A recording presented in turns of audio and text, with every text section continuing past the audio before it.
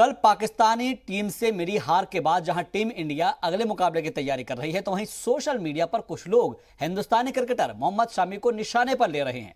नौजवान मुस्लिम क्रिकेटर को निशाना बनाए जाने पर असदुद्दीन ओवैसी ने सवाल उठाए हैं। उन्होंने कहा है कि पहले तो वे पाकिस्तान के साथ किसी तरह के मैच खेलने के खिलाफ ही थे, लेकिन अगर यह मैच हुआ भी तो 11 में से एक खिलाड़ी को टारगेट करना मुल्क के मौजूदा हालात को समझने के लिए काफी है। इस मौके पर उन्होंने इसके लिए बीजेपी और सरकार को आने जाने की बात कही।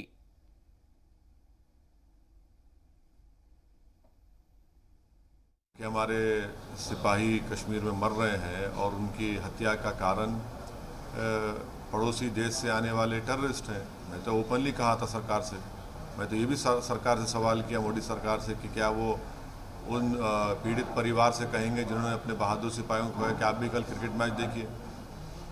अब रहा सवाल जहाँ तक कि मोहम्मद शमी को निशाना बनाया जा रहा है कल के क्रिकेट मैच की हार का, ये तो ये बताता है कि फ़िरक़ा परस्ती, रेडिकलाइजेशन और हेट्रेड मुस्लिम्स के ताल्लुक से कितना बढ़ चुका है।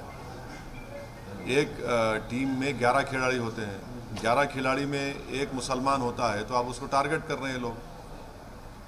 भाई खेल में तो जीत हार होती है ना, कोई टीम जीतती है कोई हारती है, तो इसमें एक मोहम्मद शमी को टारगेट करना ये बताता है कि हेट्रेड, रेडिकलाइजेशन और कम्युनलाइजेशन कितना बढ़ चुका है और कौन फैला रहा है इसको।